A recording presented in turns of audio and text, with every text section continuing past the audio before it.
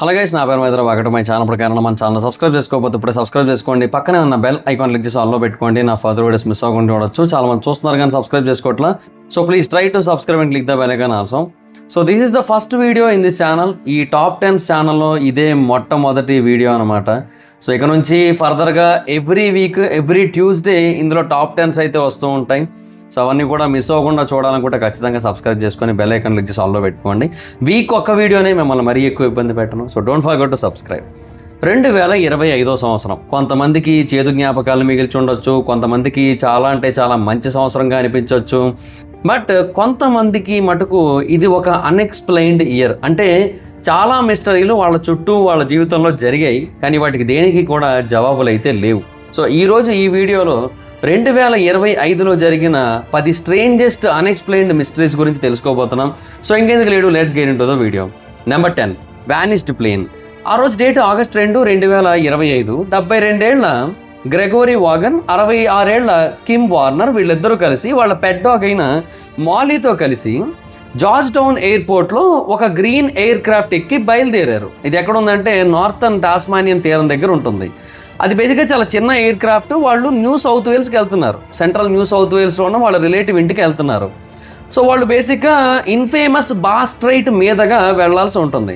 So వాళ్ళు మధ్యలో regional Victoria ప్రాంతం దగ్గర రీఫ్యూయల్ కోసం ఆగాల్సి ఉంటుంది కూడా, హిల్స్టన్కి వెళ్ళడానికి ముందు. అయితే సాయంత్రం 5 అయింది. వాళ్ళ ఫ్యామిలీ మెంబర్ వేరే వాళ్ళకి కాల్ చేశాడు, వాగన్ ఇక్కడికి రాలేదు, ఏమైందో తెలియట్లేదు అని చెప్పి. హిల్స్టన్ ఎయిర్పోర్ట్కి నేను వెళ్ళాను, బట్ ఎంతసేపు వెయిట్ చేసినా కూడా రాలేదు అని చెప్పాడు. సో ఇమీడియట్గా పోలీసులకు ఇన్ఫార్మ్ చేశారు. పోలీసులు ఫుల్ స్కేల్ సెర్చ్ని అయితే మొదలుపెట్టారు. వాగన్ ఎవరైతే ప్లేన్ని నడిపాడో అసలు బేసిక్గా అథారిటీస్తో కాంటాక్ట్ చేయలేదు. ఆ ఫ్లైట్ ఎక్కిన తర్వాత ఏ టైంలోని కూడా, అలాగే డిస్ట్రెస్ కాల్ కూడా ఇవ్వలేదు. సో ఆగస్టు 5 నాటికి ఆ కపుల్ కానీ, ఆ పెట్ డాగ్ కానీ, ప్లేన్ కానీ ఏమీ దొరకలేదు. వెదర్ కండిషన్స్ కొంచెం వర్స్ట్ కొనడం వల్ల ఏరియల్ సెర్చ్ అనేది కొంచెం స్లో అయింది. బట్ తర్వాత నార్మల్ అయ్యాక ఆపరేషన్స్ మొదలు పెట్టినా కూడా వాళ్ళకి అసలు ఎంత వెతికినా దొరకలేదు. సెప్టెంబర్ చివరి దాకా వెతికారు వాళ్ళ కోసం. సో ఇంకా ఫైనల్గా సెప్టెంబర్ ఎండింగ్లో ఆపేశారు ఆపరేషన్ని. బట్ కొత్తగా ఏదైనా ఇన్ఫర్మేషన్ వస్తే మటుకు మళ్ళీ వాళ్ళ గురించి ఇన్వెస్టిగేట్ చేస్తామని అయితే చెప్పారు. ఇప్పటికీ కూడా వాళ్ళు ఏమయ్యారనేది ఒక మిస్టరీయే. ఈవెన్ ఆ ఎయిర్ క్రాఫ్ట్ కూడా కనబడలేదు, అది ఎడిపోయిందో తెలియదు. Number 9, surge in UFO sightings. ఐర్లాండ్లో 2025 సంవత్సరంలో అన్ఎక్స్ప్లెయిన్డ్ ఏరియల్ సైటింగ్స్ 2025 మొత్తంగా కనబడుతూ వచ్చాయి. చాలామంది ఈవెన్ దాన్ని ఫోటోలు కూడా తీశారు. ఐర్లాండ్లోని మల్టిపుల్ లొకేషన్స్లో దాన్ని చూశారనమాట. మల్టిపుల్ కౌంటీస్లో విట్నెస్ చేశారు దాన్ని. 2025 జనవరిలో మొదటగా ఈ డబ్లిన్, న్యూరీ, యోగల్ ఇలాంటి ప్రాంతాల్లో కొంతమంది పీపుల్ రిపోర్ట్ చేసింది ఏంటంటే వాళ్ళకి ఆకాశంలో కొన్ని బ్రైట్ లైట్స్ కంటిన్యూస్గా ఎగురుకుంటూ వెళ్తున్నాయి అండ్ తర్వాత వితిన్ సెకండ్స్లోనే డిసప్పీర్ అయిపోతున్నాయి అని చెప్పారు. తర్వాత ఏప్రిల్లోనేమో వాళ్ళకి ఒక పెద్ద ట్రయాంగిల్ కనబడిందని చెప్పారు, పోర్ట్ బెల్లో ప్రాంతానికి చెందిన వాళ్ళు. ఆ ట్రయాంగిల్కి 3 లైట్స్ ఉన్నాయని అండ్ దాని కింద ఒక ఫెయింట్ బీమ్ ఉందని అండ్ అది చాలా అంటే చాలా బ్రైట్గా ఉందని చెప్పారు. అదే రోజు కౌంటీ మీత్లో కూడా కొంతమంది ఆకాశంలో బ్రైట్ ఆర్బ్స్ కలర్ని మార్చుకుంటూ ఆకాశంలో మాయమైపోవడాన్ని గమనించామని చెప్పారు. అండ్ ఆ టైంలో ఎక్కడా కూడా ఎయిర్ క్రాఫ్ట్ యాక్టివిటీ అయితే లేదు. సో ఇలాగ రిపోర్ట్స్ అనేవి మిడ్ 2025 నుంచి లేట్ 2025 వరకు కంటిన్యూ అవుతూనే వచ్చాయి. పీపుల్ ఆర్బ్స్ని డిస్క్రైబ్ చేస్తూనే ఉన్నారు, హేజీ లైట్స్ని డిస్క్రైబ్ చేస్తూనే ఉన్నారు, హావరింగ్ ఆబ్జెక్ట్స్ గురించి చెప్తూనే ఉన్నారు. ఇవి అర్బన్ అండ్ రూరల్ అన్ని ఏరియాస్లోని జరుగుతూ ఉన్నాయి. క్లియర్ నైట్స్ టైంలోని జరుగుతున్నాయి, డే టైంలోని జరుగుతున్నాయి, నైట్ టైంలోని జరుగుతున్నాయి. సో సైంటిఫిక్ ఎక్స్ప్లెనేషన్ అయితే ఎవరు ఇవ్వలేకపోయారు. ఖచ్చితంగా ఈ యూఎఫ్ఓ సైటింగ్సే, ఏలియన్సే అని చెప్పి చాలామంది అభిప్రాయపడుతున్నారు. బట్ దానికంటూ ఇప్పటివరకు ఒక అఫీషియల్ సైంటిఫిక్ ఎక్స్ప్లెనేషన్ అయితే లేదు. Number 8, faceless Intruder. 2025 సంవత్సరంలో రిపోర్ట్ అయిన one of the most scariest paranormal రిపోర్ట్స్లో ఒకటిది. చెస్టర్ క్యాస్టిల్ అని మధ్యయుగానికి చెందిన 900 సంవత్సరాల చరిత్ర కలిగిన ఒక పెద్ద కోట ఉంది. ఆ కోటలో అక్టోబర్లో మోషన్ డిటెక్టర్ కెమెరాస్ ఒక పాలిపోయిన హుడీ వేసుకొని ఉన్న ఫేస్లెస్ ఫిగర్ని మెయిన్ గేట్స్ దగ్గర క్యాప్చర్ చేశాయి. ఎగ్జాక్ట్గా ఒకప్పుడు మిడివల్ మెయిన్ గేట్ హౌస్ ఏదైతే ఉందో ఆ ప్రాంతంలోనే అతను నిలబడ్డాడు అనమాట. సో కంట్రోల్ రూమ్ ఇమీడియట్గా గార్డ్కి ఫోన్ చేశారు. అతను వెళ్ళిన తర్వాత ఎవరో అతన్ని కంటిన్యూస్గా వాచ్ చేస్తున్నట్టుగా అతనికి అనిపించింది. ఈవెన్ అతని పెట్ డాగ్ కూడా వెహికల్ నుంచి బయటకు రావడానికి ఒప్పుకోవట్లేదు, రానంటోంది. బట్ అంత భయం వేసినప్పటికీ కూడా అతను మొత్తానికి గ్రౌండ్ అంతా వెతికాడు. బట్ ఎవరు కనబడలేదు, ఎవరు బలవంతంగా లోపలికి వచ్చినట్టు కూడా ఎటువంటి సంకేతాలు కనబడలేదు.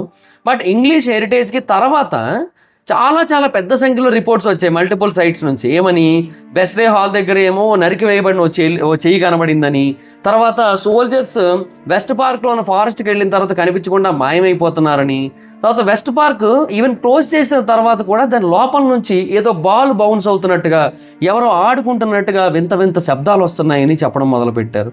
సో ఇప్పటికీ కూడా ఈ స్ట్రేంజ్ ఈవెంట్స్కి ఒక జవాబు అయితే దొరకలేదనే చెప్పాలి. మరి ఆ ఆత్మ ఎవరో ఏంటో మరి, ఇంకా మేబీ ఆ చుట్టుపక్కల ప్రాంతానికి చెందిన ఎవరైనా మధ్యయుగానికి చెందిన వ్యక్తి ఇప్పటికీ ఆత్మగా తిరుగుతున్నాడా అక్కడ, ఏమో మరి. ఇంకా నెంబర్ 7 స్పై బెలూన్స్. బేసిక్గా 2023లో అమెరికాలో చైనీస్ స్పై బెలూన్ ఒకటి కనిపించినప్పటి నుంచి కూడా అక్కడ పీపుల్ అందరిలోని కూడా యాంగ్జైటీ పెరిగిపోయింది. అంటే ఈ టైప్ ఆఫ్ స్పై బెలూన్స్ వల్ల వాళ్ళకి చాలా ప్రాబ్లం అని చెప్పి వాళ్ళు నమ్ముతున్నారు. ఈ స్పై బెలూన్స్ వల్ల ఎక్కడ అటాక్ చేస్తే ఎక్కువ డ్యామేజ్ ఉంటుంది అనే క్లారిటీ వాళ్ళకు వచ్చి అటాకులు చేస్తారని చెప్పి వాళ్ళందరూ కూడా చాలా గట్టిగా నమ్ముతున్నారు. సో ఈ 2024లో కూడా అలాగే ఇన్సిడెంట్స్ ఎదురయ్యాయి. 2025లో ఈ స్పై బెలూన్స్ కనబడడం అనేది ఇంకెక్కువ అయిపోయింది. అక్టోబర్లో కొలరాడో పైన ఒక పెద్ద బెలూను చాలాసేపు తిరుగుతూ కనిపించింది. ఆ తర్వాత జూన్లో విస్కాన్సన్లో కనిపించింది, ఆగస్టులో అలాస్కాలో కనిపించింది, అండ్ ఫైనల్గా అక్టోబర్లో కొలరాడోలో కనిపించింది. సో న్యూస్ హౌస్ రేట్స్ చెప్పింది ఏంటంటే ఇవన్నీ కూడా రీసెర్చ్ బెలూన్స్ అని చెప్పారు. కానీ లోకల్స్ ఏంటంటే చాలా డౌట్ పడుతున్నారు దీని మీద. అంటే వాళ్ళ ప్రైవసీకి భంగం కలగచ్చు అనే పాయింట్ ఉంది. ఏ డేటా కలెక్ట్ చేస్తున్నారో తెలీదు, ఎవరు కలెక్ట్ చేస్తున్నారో తెలీదు, ఎండ్ ఆఫ్ ది డే దీని కారణంగా ఎవరికి బెనిఫిటో తెలీదు. అండ్ ఈ అక్టోబర్ బెలూన్ని అసలు ఎంత ట్రై చేసినా కూడా ట్రాక్ చేయలేకపోతున్నారు. అది ఫ్లైట్ మానిటరింగ్ ప్లాట్ఫామ్లో కూడా కనపడట్లేదు ఎక్కడ. అది ఏంటి ఎవరిదని తెలియట్లేదు. ఒకవేళ Chinese weather balloon spy balloon అయినట్టయితే దాని కారణంగా ఫర్దర్గా వాళ్ళకి ప్రాబ్లం అని చెప్పి వాళ్ళందరూ భయపడుతున్నారు. అండ్ ఫైనల్గా దాని యొక్క మిస్టరీ ఏంటనేది ఇప్పటికీ కూడా సాల్వ్ అవ్వలేదు. ఇప్పటికీ అదొక అన్సాల్వ్డ్ మిస్టరీగానే మిగిలిపోయింది. Number 6 drones. ఈసారి బెలూన్స్ కాదు, డ్రోన్స్. నవంబర్ యొక్క మొదట్లో కొన్ని అన్ఐడెంటిఫైడ్ డ్రోన్స్ బెల్జియన్ మిలిటరీ బేస్కి దగ్గరలో కనబడ్డాయి అనమాట. అండ్ ఆ ప్రాంతంలోనే యుఎస్ యొక్క న్యూక్లియర్ వెపన్స్ అయితే ఉన్నాయన్నమాట. సో బెల్జియం యొక్క డిఫెన్స్ మినిస్టర్ దీని గురించి చాలా డీప్ కన్సర్న్ ఎక్స్ప్రెస్ చేశాడు. ఎందుకంటే ఈ డ్రోన్స్ 2 వేవ్స్గా వచ్చాయి. ఒకసారి సాటర్డే వచ్చాయి, మళ్ళీ సండే నైట్ వచ్చాయి. ఇనీషియల్ ఫేజ్లో ఏంటంటే local security radio frequencies test చేస్తున్నట్టుగా కనిపించింది. తర్వాత పెద్ద పెద్ద డ్రోన్స్ వస్తాయి. అఫీషియల్స్ దీని గురించి ఏం చెప్పారంటే ఈ ఏరియాలో ఉన్న ప్రజల్ని, ఈ ఏరియాని డీస్టెబిలైజ్ చేయడానికి ఇలాగ డ్రోన్స్ తీసుకొని కొంతమంది అటాక్ చేయడానికి వస్తున్నారని తెలియజేశారు. ఈవెన్ డిఫెన్స్ సెక్యూరిటీ మినిస్టర్ కూడా చాలా క్లియర్గా చెప్పాడు, ఇది విదేశీయులు కుట్రే, ఎవరు చేస్తున్నారో కూడా తెలుస్తోంది కానీ పబ్లిక్గా చెప్పాలనుకోవట్లేదు అన్నాడు. అండ్ దీనికంటే ముందు జర్మన్ బార్డర్ దగ్గర బెల్జియన్ బేస్ ఒకటి ఉంది, అక్కడ కూడా డ్రోన్స్ కనబడ్డాయి. సో ఈ ఆపరేటర్స్ ఎవరనేది తెలియట్లేదు. బట్ ఏదైనా సరే ఇవి ఫర్దర్గా పెద్ద పెద్ద యుద్ధాలకు దారితీస్తాయి అని అయితే చాలామంది భయపడుతున్నారు. Number 5 what is happening with 3i atlas. July 1వ తారీఖున నాసా యొక్క అట్లాస్ టెలిస్కోప్ ఒక ఆబ్జెక్ట్ని కనుగొంది. దాని పేరు 3i అట్లాస్. సో మనుషులు ఇప్పటివరకు కనుగొన్న 3వ కన్ఫర్మ్డ్ ఇంటర్స్టెల్లర్ ఆబ్జెక్ట్, అందుకని దానికి 3i అన్న పేరు పెట్టారు. సో నాసా యొక్క మాటల ప్రకారం ఈ ఆబ్జెక్ట్ ఒక పాత స్టార్ దగ్గర ఫామ్ అయింది, దాని చుట్టూ ఫామ్ అయింది.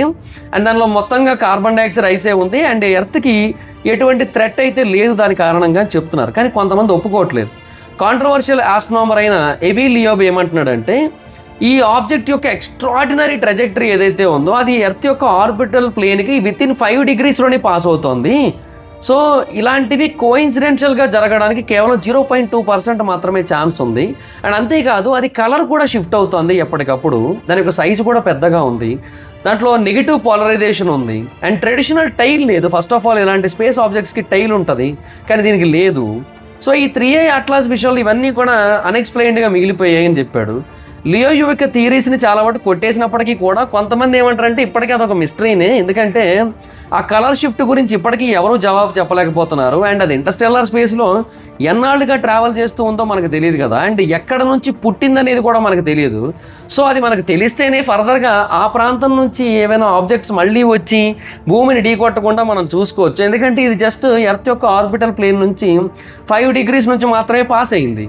సో నెక్స్ట్ టైం వచ్చేది మేబీ ఎర్త్ యొక్క ఆర్బిట్లోనే ఉండొచ్చు, ఎర్త్ను ఢీకొట్టచ్చు. అప్పుడు భూమి మీద ఉన్న చాలా ప్రాంతాలు నాశనం అయిపోవచ్చు అనేది వాళ్ళ version. Number 4 piles of human ashes. ఆగస్టులో నెవాడా డెజర్ట్లో 2025లోని one of the most unsettling మిస్టరీస్లో ఒకటి ఎదురైంది.